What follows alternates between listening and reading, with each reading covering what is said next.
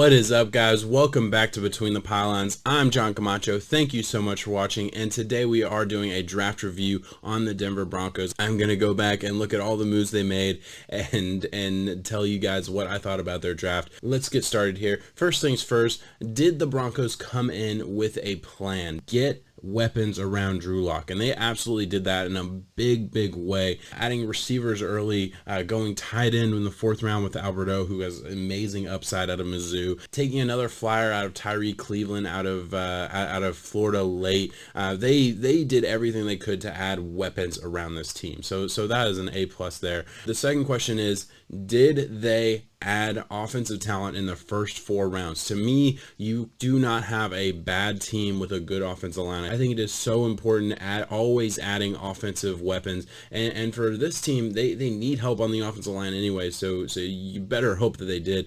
I think they got a steal with Lloyd Berry out of LSU falling to them in the 3rd round. So they did go center somewhat early. Center guard, I'm not exactly sure where he's going to play, but it'll definitely be in the interior somewhere.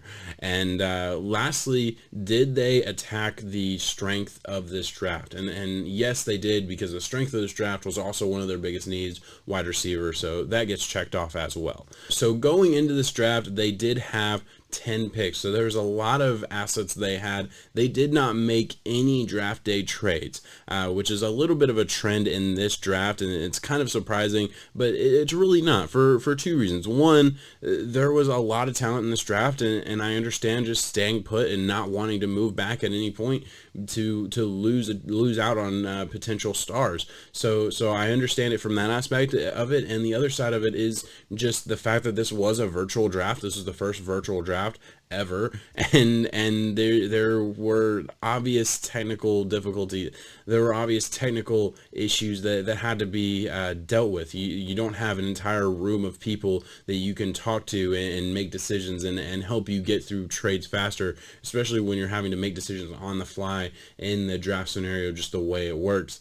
So it makes sense that there were a lot of teams, especially this year, that didn't move on. They just stuck where they were and made their picks. So it's one of my favorite things about the draft, which is trades and dealing with assets and maneuvering the draft. And they didn't do it. That's okay. I'm not going to knock them for it. It's just one less thing that I have to grade this draft based on. In the 1st round, number 15 overall, they did get Jeudy. And before the draft, leading up to the draft, there were a lot of reports that the Broncos were looking to trade up into the top 10 even to get Jeudy. So the fact that he fell to 15 for them, I mean, that's a slam dunk pick for them.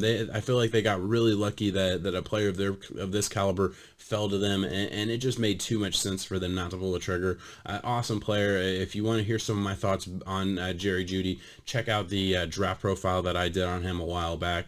There's nothing else to talk about. Awesome route running, incredibly explosive player, and probably going to be a very good player at the next level. And with their 2nd round pick, number 46 overall, they doubled down at receiver, taking Hamler out of Penn State. And this is a speed guy, this is a guy who went this early because speed kills. So I absolutely understand the value. I personally did not have him as a 2nd round pick. Now again, I think my program and the way I grade players, I'm not going to account for speed as much as the NFL is, especially when we look at their division rival, the Kansas City Chiefs, who won their Super Bowl in part to the fact that they have the Legion of Zoom on their team. So speed absolutely kills. It's so hard to account for. It's so hard to game plan against it. So I absolutely understand the value for Hamler. I do have questions about his catching skills.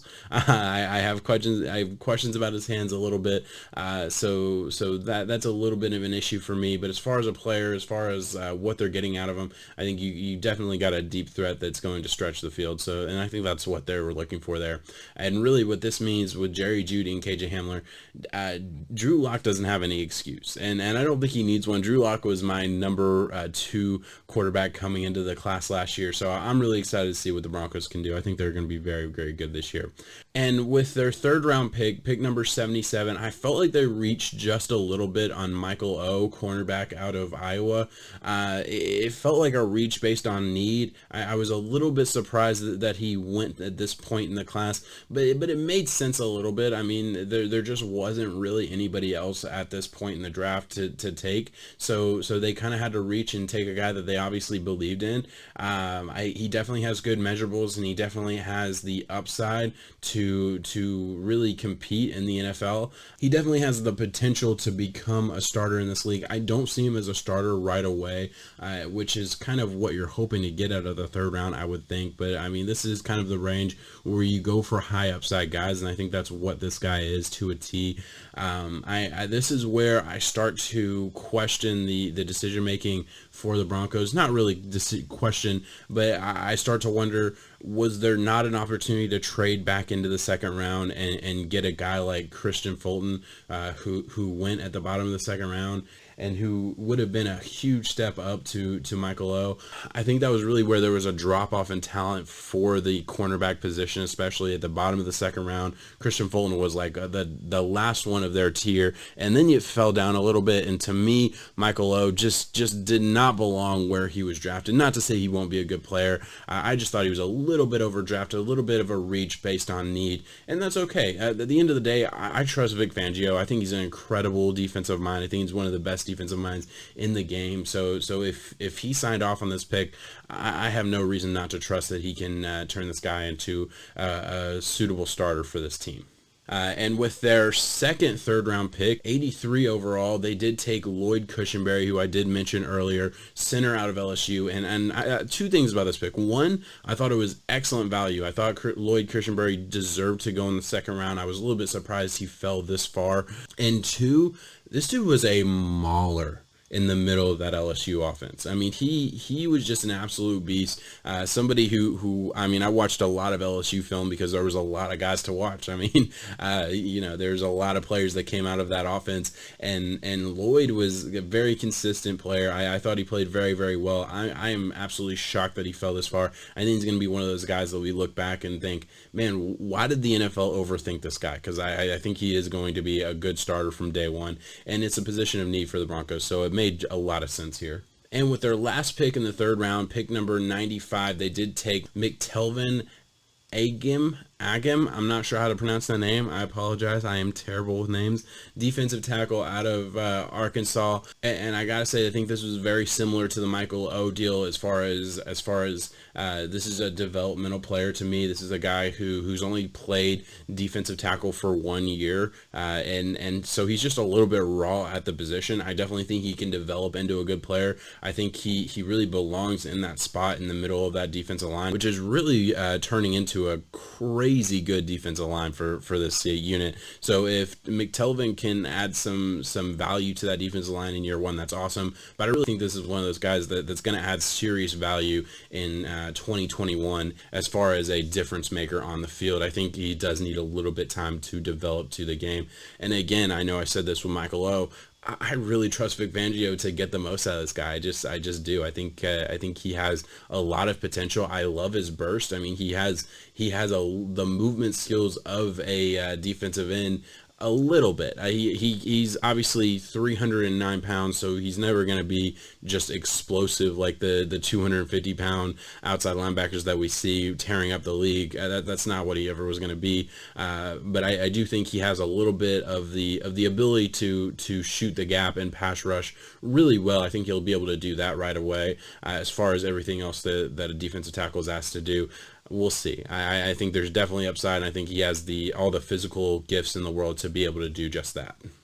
All right, and before I get to my closing thoughts, I do want to just give a shout out to their fourth round pick, Albert O, tight end out of Missouri. I thought that was a really, really, really good pick. I thought I really like the upside of Albert O. Granted, this is another developmental piece, and that's kind of a lot of what Denver did, but I think they can afford it. I think Denver is kind of sneaky good this year. I think they're actually going to surprise a lot of teams. I really do. I'm very high on them.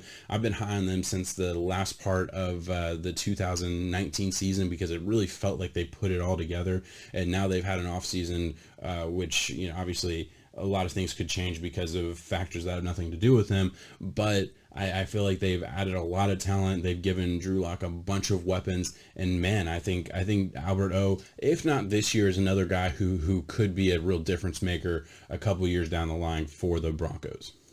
As far as my favorite move for this team, waiting on Jeudy and getting there, man, was awesome. I mean, the fact that they didn't have to give up any assets to move up and secure Jeudy was super cool. And really, they got their choice. I mean, no, they couldn't take Ruggs, the true speedster. Obviously, we don't know how much of those rumors were smokescreen, if they were ever truly interested in moving up. But I do believe they were. And the fact that they took the guy that they were rumored to be trading up for kind of confirms that in my mind. I thought that was a great move.